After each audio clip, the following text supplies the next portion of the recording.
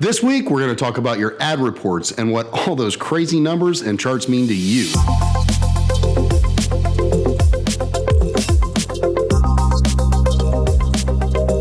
What's up, fish fans? My name is Marcus, and you're watching Marketing Madness, the Bluefish vlog.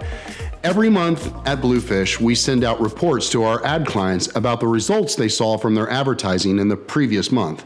It can give them a good indicator of what's working, what's not, and how they can change aspects of their messaging to better respond to their customers' needs. But the question we receive more than any from these ad reports is, what the heck does any of this mean? How can we interpret these numbers and charts to give us a clear message?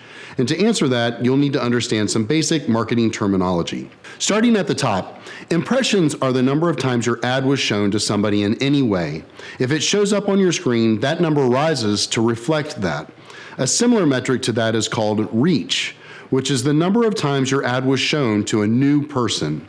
It doesn't take into account the people who were shown your ad multiple times and can be useful to see how widespread your ad scope is. Frequency is the average amount of times your ads are shown to a single person, which can be useful if you're wanting to secure actions from specific types of people.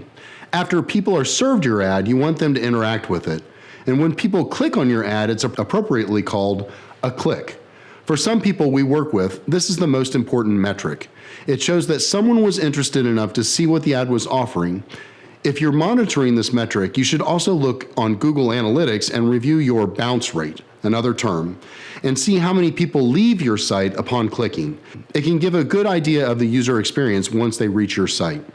And finally, the last metric of the ad funnel is called a conversion. A conversion has to be tracked separately from the ad. It's a measure of people who A, saw the ad, B, interacted with the ad, and C, did something you wanted them to do based on that ad. For an e-commerce business, this would be reaching a checkout page, and for a physical store or business, it might be someone who visits the business physically. Conversions can get super complex, and next week we'll be going more in depth on how to optimize them. So be sure to tune in. Well, that's a wrap for this week. I want to thank you for checking in. Make sure to hit that like button, and if you have any questions or comments, please leave them down below. And if you want to talk about how Bluefish can help you grow your business, just send us a message and we'll get the conversation started.